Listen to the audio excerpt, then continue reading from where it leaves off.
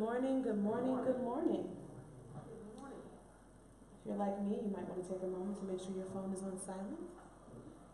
That's something I sometimes forget to do.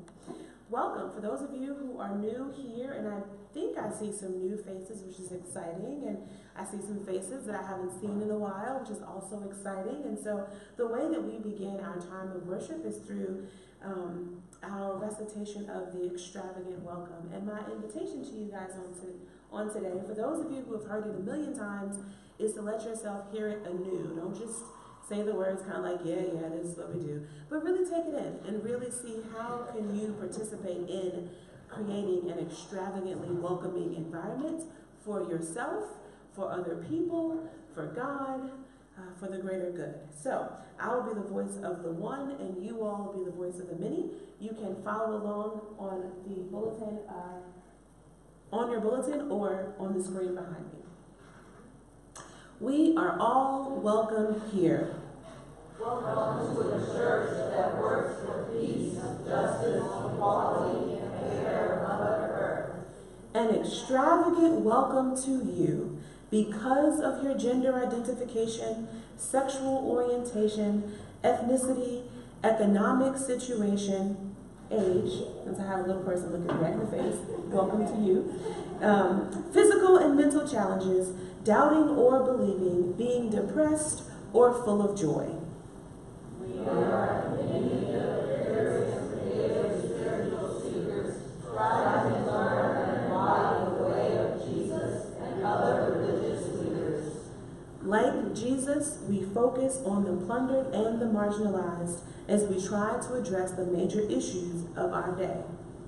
One of the ways we seek to heal the world and ourselves is through sharing parts of our personal story.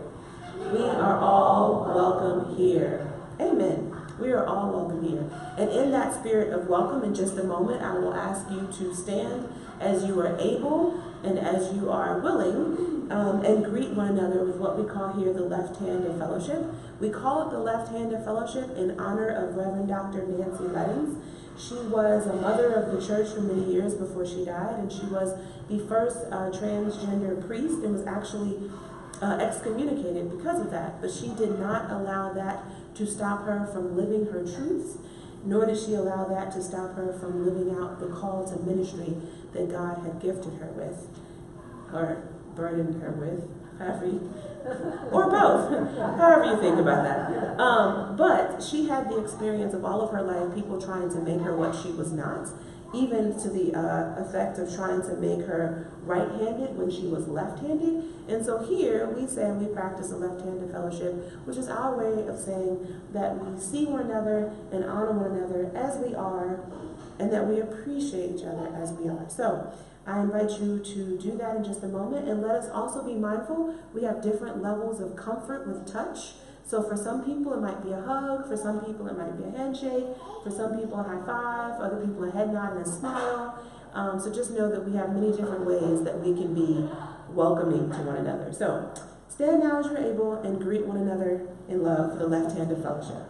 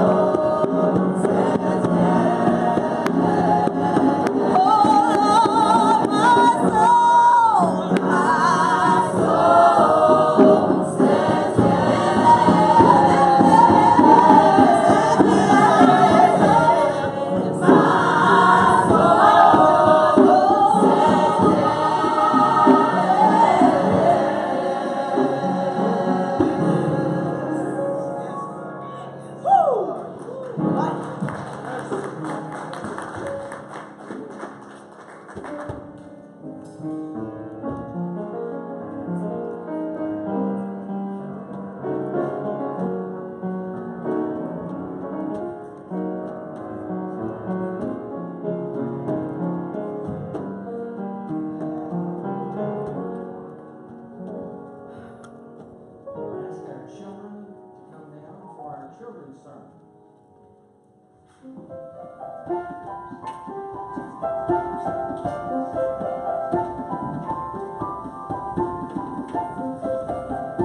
Children and teenagers. Young at heart.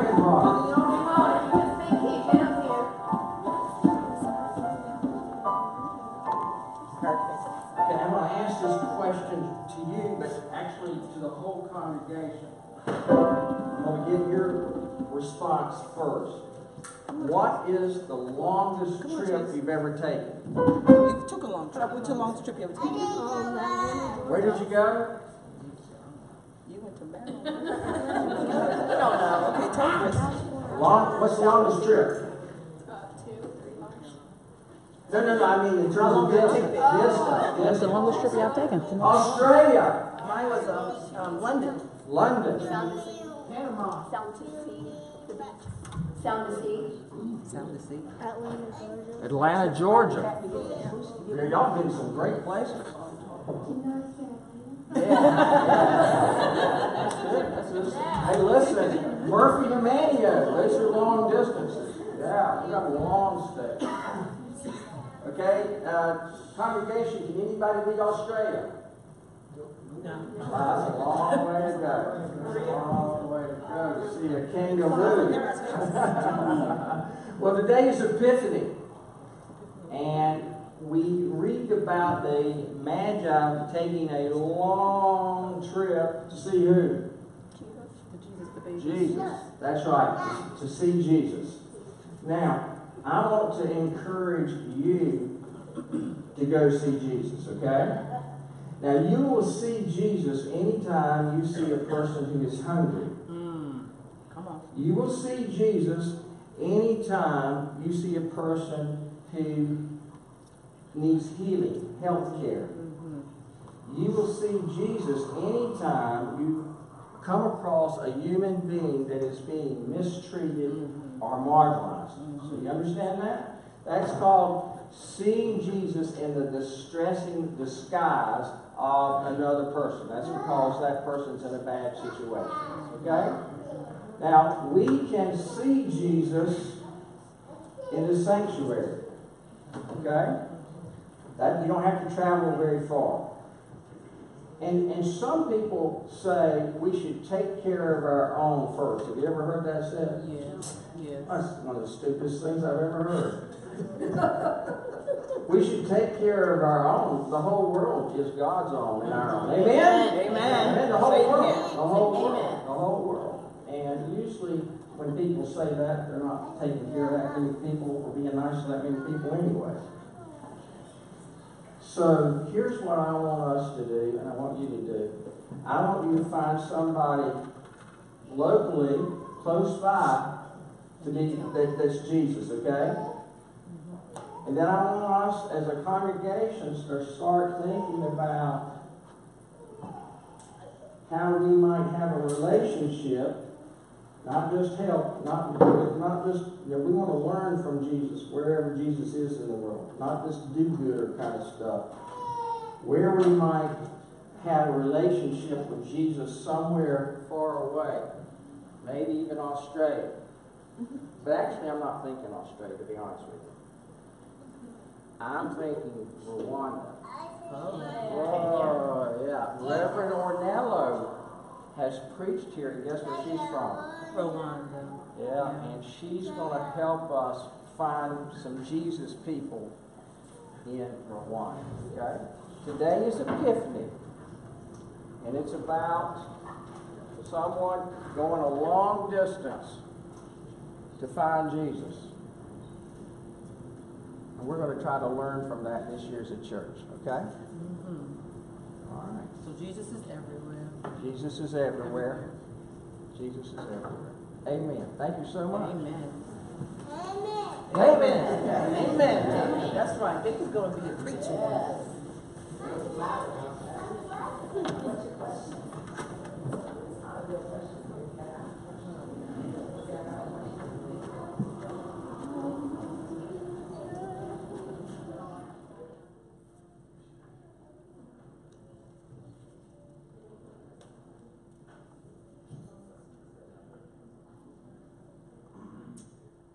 each month on the first Sunday of the month, we have our ritual called Saint and Sinner.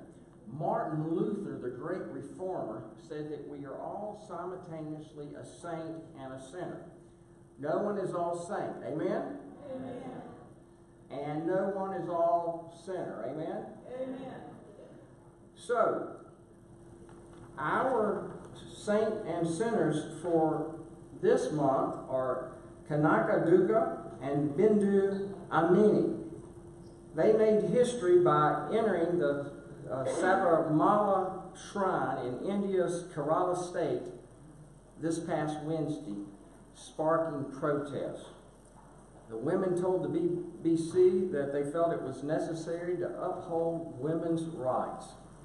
In India, the Supreme Court said that temples' ban against women of menstruating age was discriminating.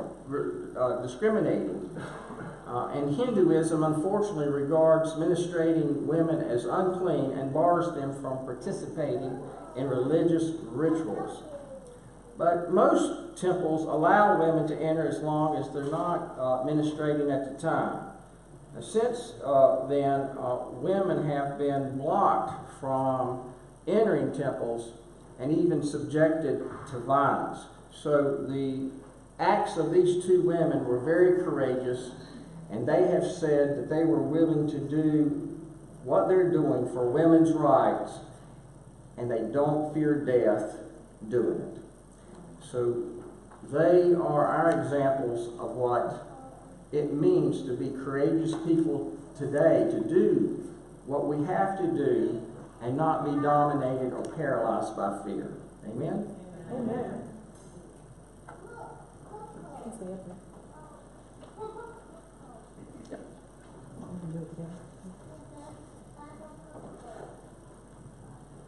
So, just a brief correction. Her name is Reverend Ornella, not Ornello, just so you know. But yes, she is going to be a part of our ongoing mission out into the world. At this time, you have an opportunity to be a part of this mission process as well by giving to us financially. If you are able, we ask that you would do so at this time. You can also give by text, and so that number is up there on our screen if you would like. For those of you who do not have the means to give, feel no pressure. But for those of you who do, please give freely, because we have big bills. Amen. Amen.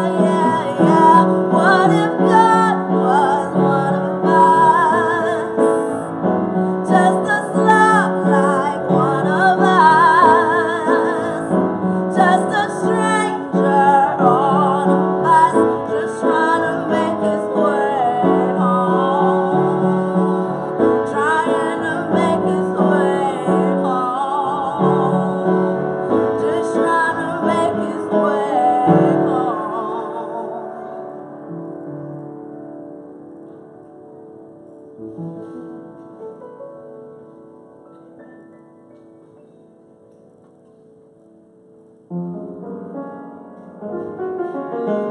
you will please rise as you are able for the singing of our doxology found in your Red Chalice hymn book on page 47 or in front of you on your PowerPoint screen. Praise God from whom all blessings flow. Praise God, all creatures here below. Praise God above the heavenly hosts. Creator Christ and Holy Ghost.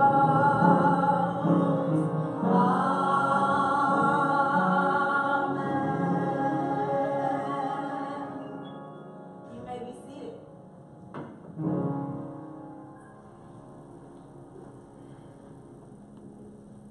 Our scripture reading this morning comes from the book of Matthew, the 2nd chapter, verses 1 through 12. In the time of King Herod, after Jesus was born in Bethlehem of Judea, wise men from the east came to Jerusalem, asking, "Where is the child who has been born King of the Jews? For we observed his star at its rising and have come to pay him homage." When King Herod heard this, he was frightened, and all Jerusalem with him. And calling together all the chief priests and scribes of the people, he inquired of them where the Messiah was to be born. They told him, "In Bethlehem of Judea, for so it has been written by the prophet. And you, Bethlehem, in the land of Judah, are by no means least among the rulers of Judah, for from you shall come a ruler who is to shepherd my people Israel." Then Herod secretly called for the wise men and learned from them the exact time when the star had appeared. And he sent them to Bethlehem, saying, "Go and search diligently for the child, and when you have found him, bring me word so that I may also go and pay him homage." While they had heard the king, they set out, and there ahead of them went the star that they had seen at its rising, until it stopped over the place where the child was. When they saw the star had stopped, they were overwhelmed with joy. On entering the house, they saw the child with Mary his mother, and they knelt down and paid him homage. Then opening their treasure chests, they offered him gifts of gold, frankincense, and myrrh. And having been warned in a dream not to return to Herod, they left for their own country by another road. Amen. Amen.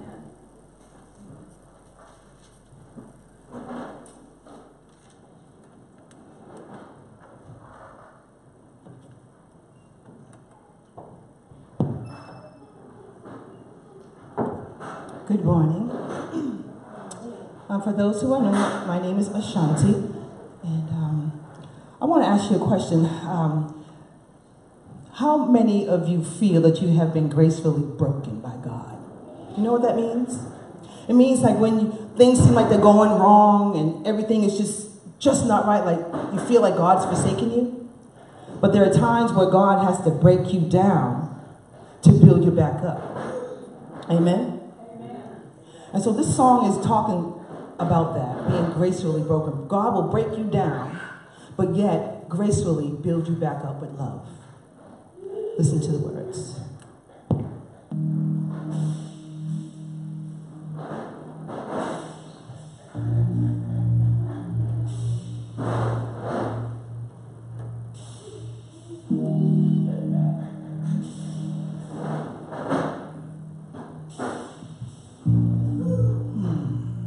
God is good. God is good.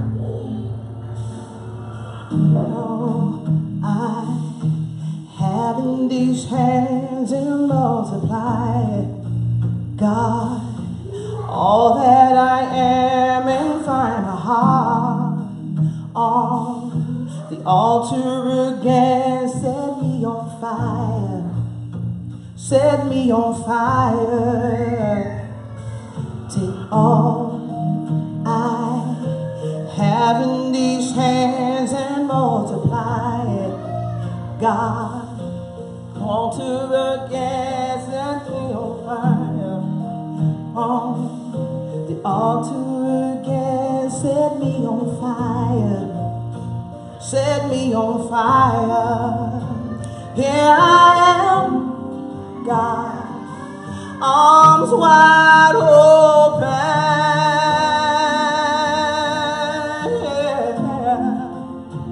pouring out my life, gracefully broken.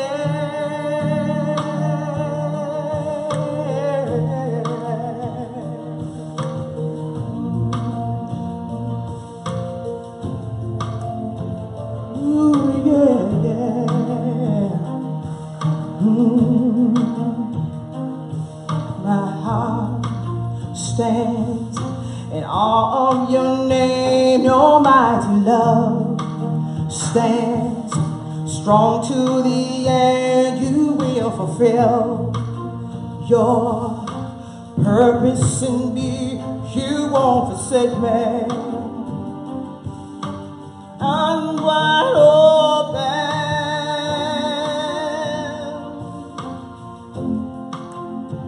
pouring out my life, gracefully broken.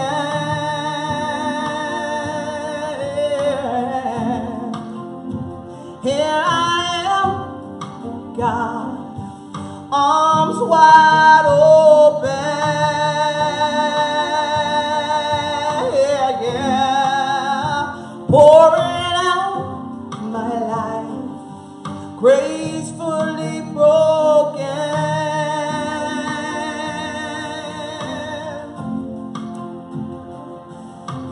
All to God right now, all to God right now. I'm holding nothing back now. I'm holding nothing back. I surrender. I surrender. I surrender. I surrender. Oh, yeah. I surrender all my life. I surrender. God, make me over. I surrender. Lord, have your way with me. I surrender all power work in me. I'm broken gracefully. How your power is working in me. I'm broken so gracefully. Your power is working me. I'm broken gracefully. I am strong when I am weak. I am free. Your power at work in me. I'm broken gracefully. I am strong when I am weak. I am free.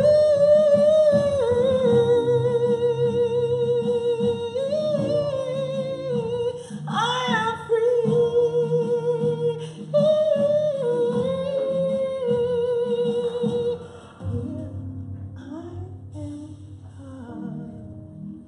Arms wide open, pouring out my life, gracefully broken.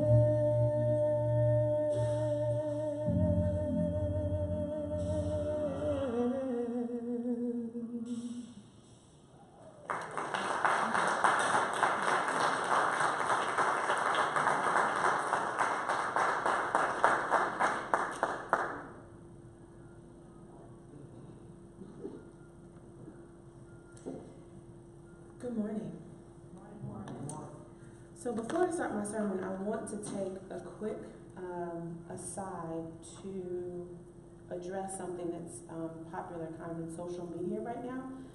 So some of you may be aware, but they're doing a 6-episode documentary on R. Kelly.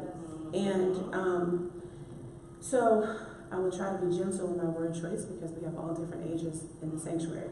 But what I want to say is that in this documentary, some people have been angry because they're like, how could you dedicate 6 episodes to this man? Most of it, from my understanding, I have not watched it. I cannot watch it, and so I'm aware of that. But most of it, from my understanding, is focusing on the women that were victims of his serial sexual assault and his pedophilia and his involvement in trafficking, is what I have heard. And so what I want to invite people to do is just be mindful of this. And so if you are someone who is watching this and you are a survivor yourself, just know that you don't have to watch it. It can be a very triggering experience because these women, and I'm grateful for their voices, they are very bold and they're very courageous, but my understanding is they are speaking very honestly about their pain, and so that can be a very triggering event for people, so just take care of yourself. You may not need to watch it, but I would, if you do watch it, take breaks, reach out to people that are that you feel safe with, that are a part of your support system. So do what you need to do to take care of yourself.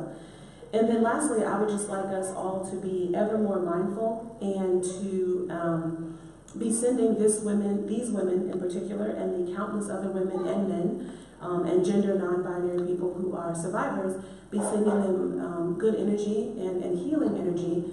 And also for those of us who are adults in particular, that we will pay more attention to the young people around us and to be looking for signs of these things happening so that we can be a part of it creating healing spaces so that either we can prevent it, or if we can't prevent it, at least young people around us will trust they can come and talk to us about it. So just wanted to make that quick statement, but I just think it's really important, and it's something that's been weighing heavy on me the last couple of days. And if you don't know what I'm talking about, all I would say is just be mindful. If you do want to know more what I'm talking about, it is very difficult to watch these women tell their stories, but it's very important that they speak up. So, amen? Amen. All right. If you will take a moment to pray with me. Dear God, we have gathered here for a moment of worship, and I have been selected on this morning to offer a word to your people. Let this word resonate with them in the ways that they need. Let there be moments of revelation and healing and edification that are provided in this time together. Amen. Okay, so we have just ended the season of Advent, and that is the season where we are waiting for the birth of the Christ child. And while we wait each year with hopeful expectation because we know who is coming, we must remember that the people of the Bible at that time, they did not. And so now we have entered the season of Epiphany, and this can be understood as the time of the revelation of Christ to the world that is marked by the visit of the wise men to see the toddler Jesus. So oftentimes when we set up the nativity scene, we have the wise men right there the same day that he was born, but scholars really think it probably took them about 2 years to get to Jesus, so he was probably a 2-year-old. I'm sure a cute, chubby, wonderful 2-year-old, but he wasn't actually a baby.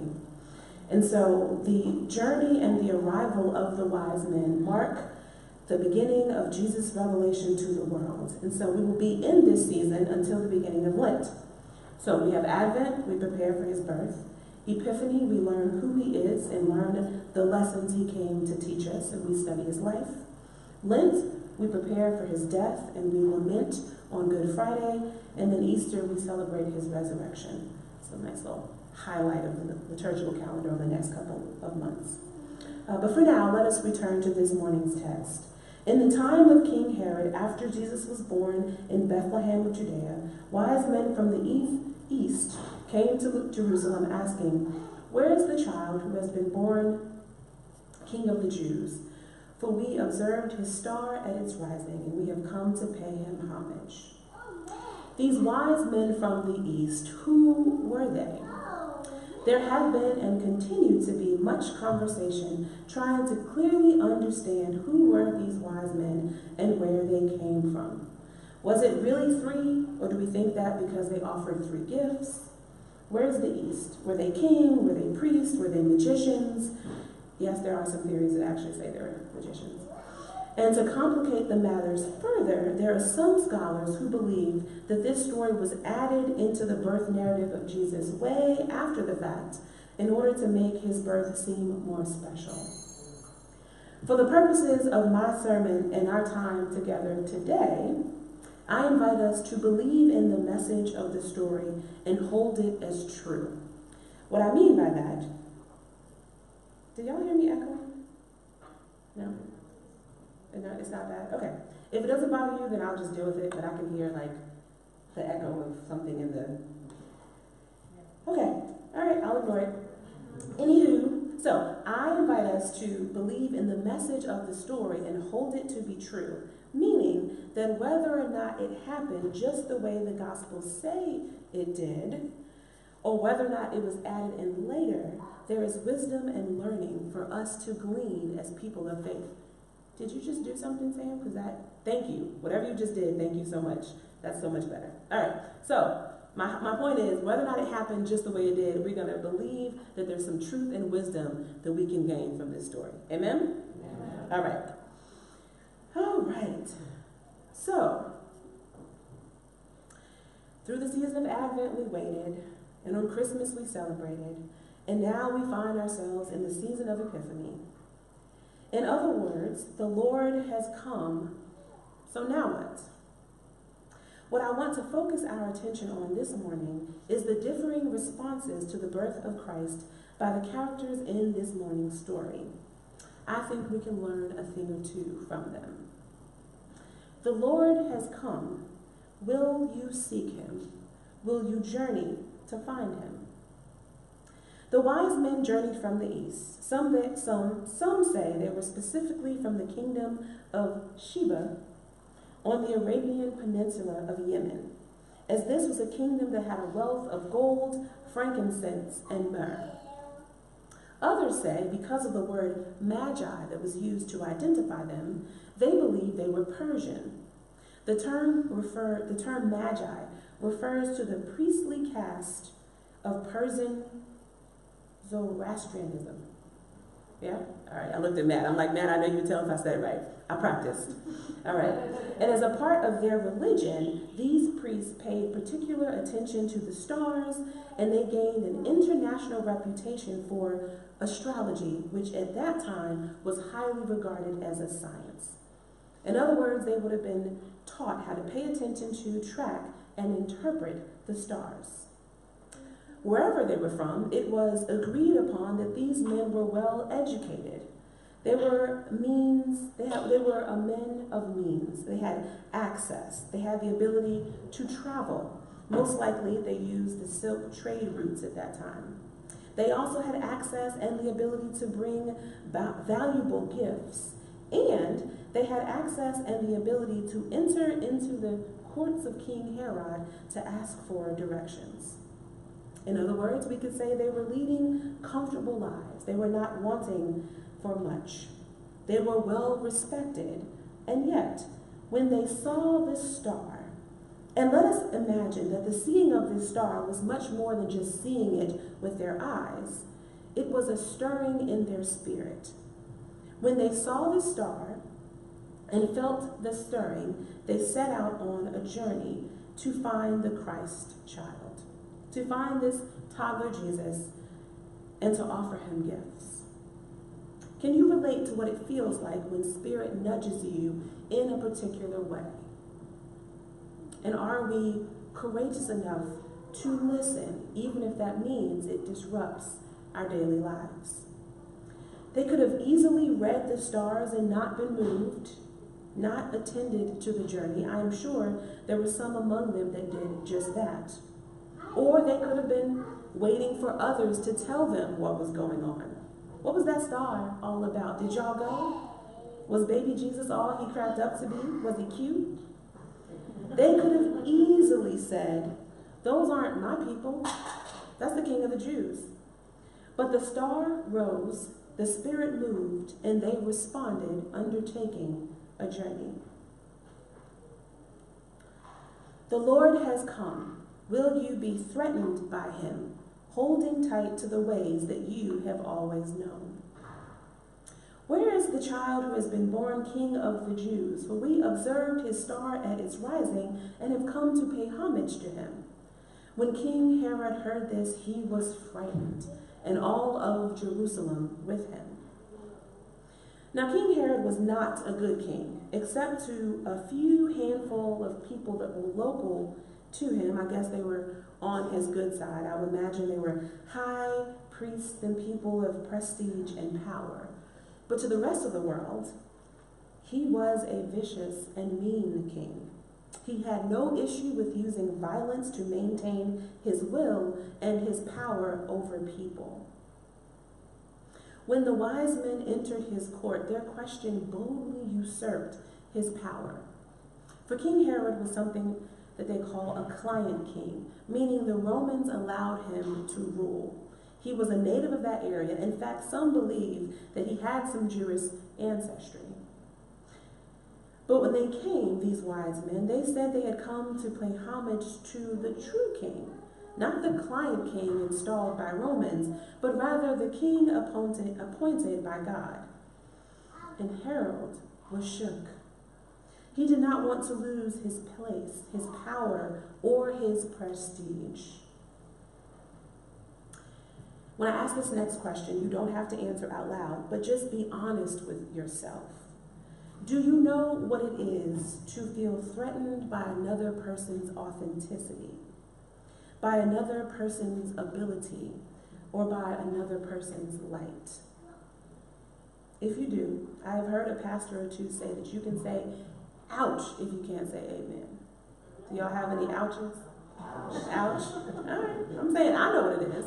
I know what it is to look at someone and see their power, and I don't mean power over, I mean that sense of being personally empowered. To see another person's power, to see another person who is living their authentic selves, and to feel threatened by that. The choice could be to feel inspired, but I confess that I don't always feel inspired. Sometimes I feel threatened, and sometimes I feel jealous. But again, maybe that's just me. The Lord has come. Will you nurture him?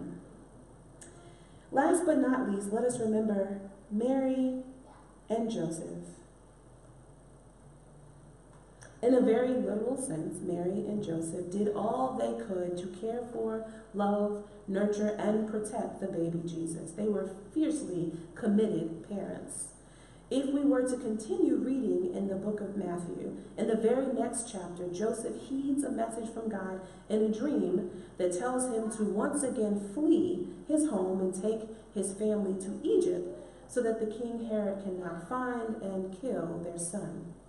As I said, they were fiercely committed parents that wanted to nurture and pour into the baby Jesus. Now, of course, we cannot literally raise or nurture baby Jesus. That's already been done. But we can be intentional in nurturing his influence, his teaching in our lives. We can be intentional in nurturing our relationship with him. Throughout the season of Epiphany, I cannot say that word, Epiphany. There we go. As we hear again the stories of Jesus' life and his teachings, will we be able to listen with a beginner's mind? Or will we have the kind of yada, yada, yada, same old, I've already heard that.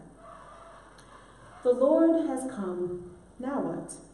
Well, my sisters and my brothers and my non-binary siblings, the birth of Jesus does not necessarily mean anything if we are not willing to seek him, if we are not willing to be changed by him, and if we are not willing to nurture his teachings and his ways as a part of the very foundation for how we move in the world. So I ask you, as I have asked in my sermon, the Lord has come. Now what? Amen. Amen.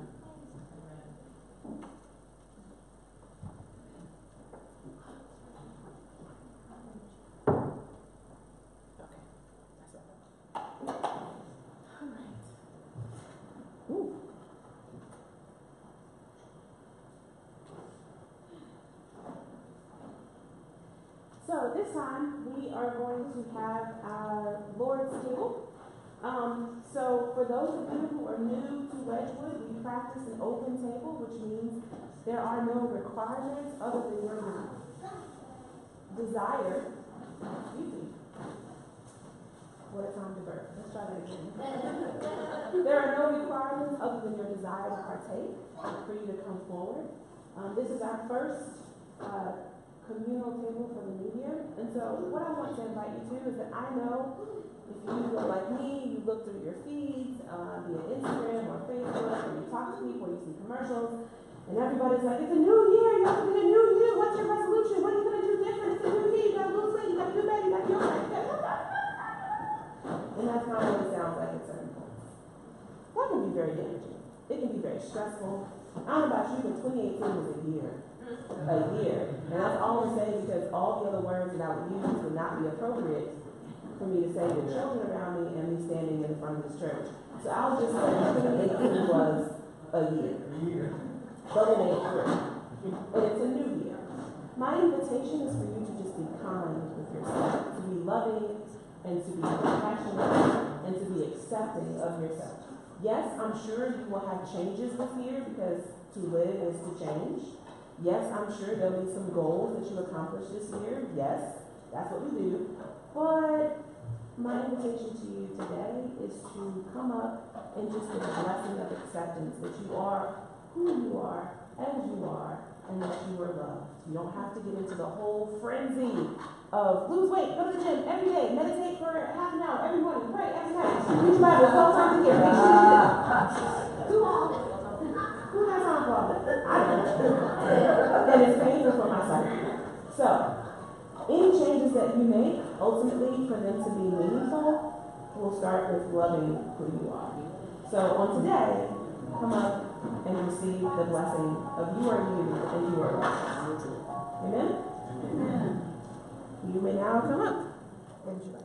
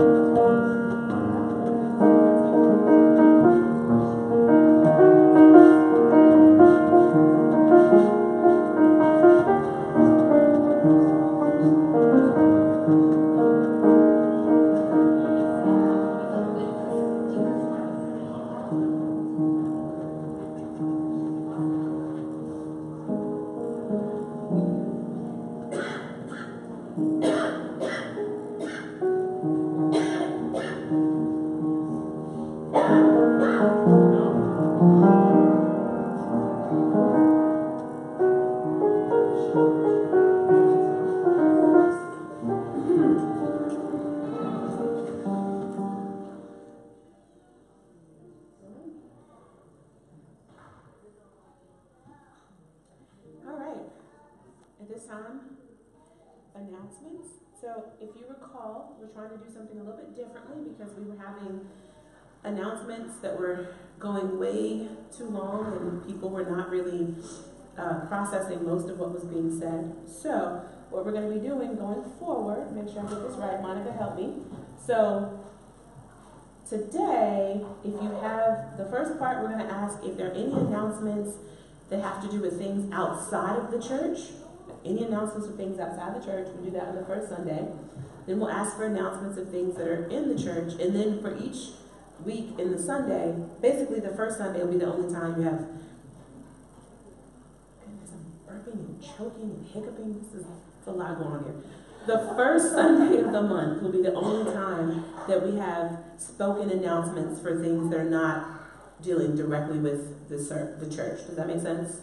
Yes. Okay, cool. So, at this time, if we have any announcements for things that are happening that are not specific to Wedgwoodians, please stand and offer those announcements at this time, if we have any.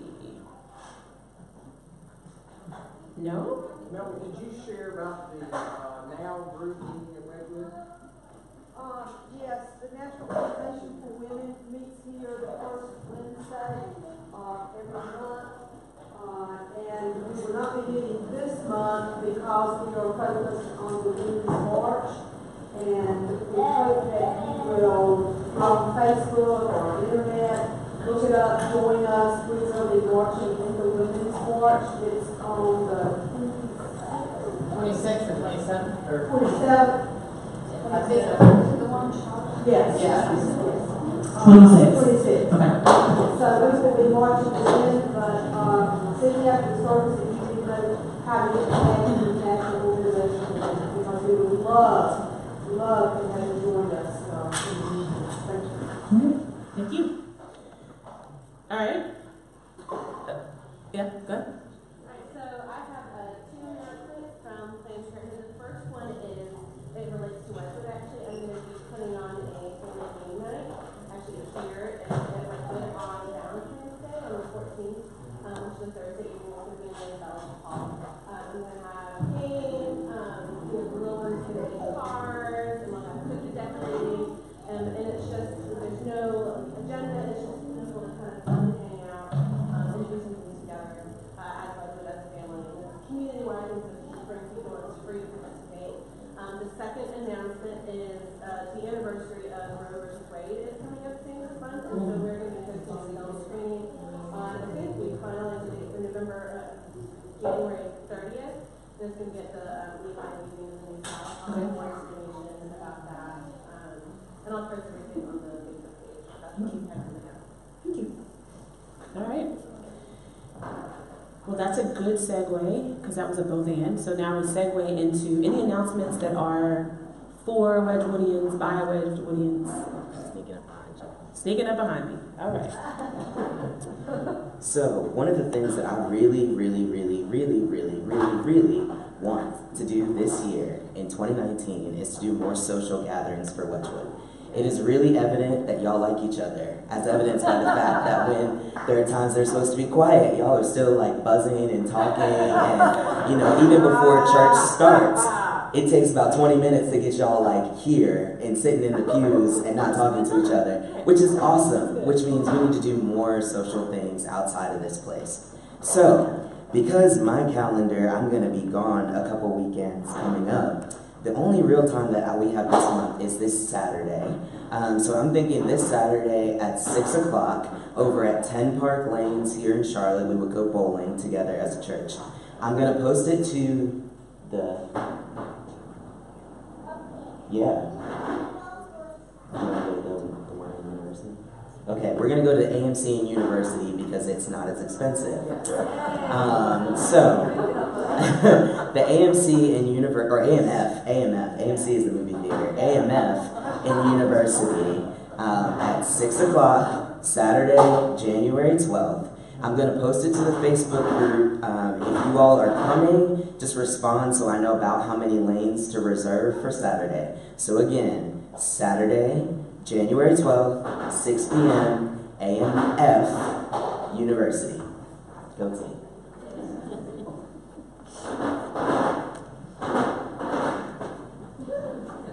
want to invite visitors to the Visitor Center Friday, January 18th at 7 o'clock at my home, Vicky's home. All you need to bring is a good appetite and good stories. The supper is for people who have not come to my home, whether you've been visiting for a while or not.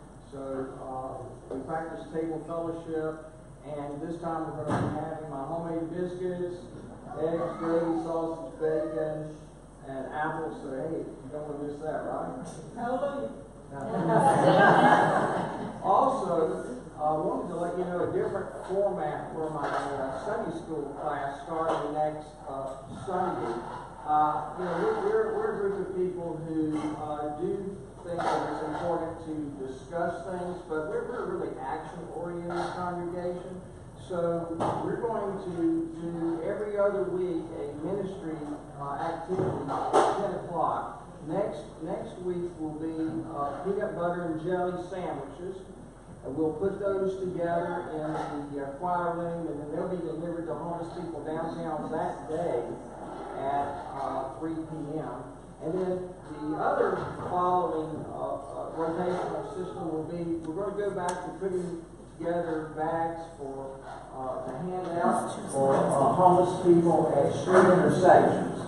And so we'll have everything gathered. We'll just make up about 25 bags, and then you'll get those.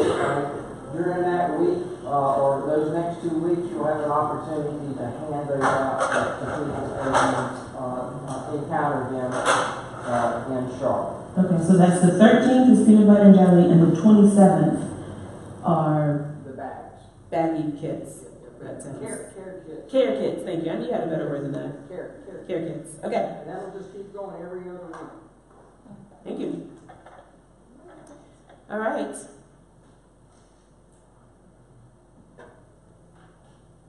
You have an announcement? I do. Okay, go for it. I do have an announcement. So happy 2019, everybody. Happy 2019. So last week I made a very, very special, very, very important announcement. For those of you who don't know what that was, it was a two-part announcement for us by us. The first part is that choir rehearsal is each and every single Sunday at 10 a.m. Each and every single Sunday at 10 a.m. I want to special thank and shout out the Yassine family for being on time today, because each and every Sunday we will meet at 10 a.m. and it will be glorious. Okay? In addition to us meeting each and every single Sunday at 10 a.m., we're going to have our very first additional choir rehearsal that's not on a Sunday this Saturday.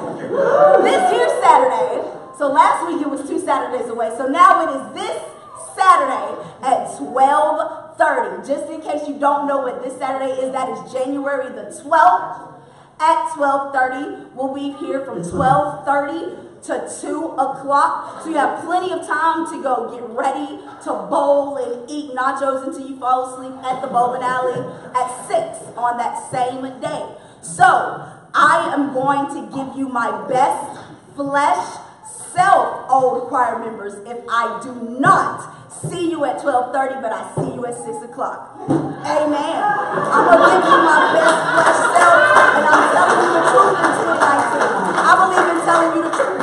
I believe in telling you the truth in 2019. So if old choir members, if I don't see you at 12:30 on the 12th of January, and I see you at 6:10 at the AMF, I'm going to give you my best flesh self, okay? Amen.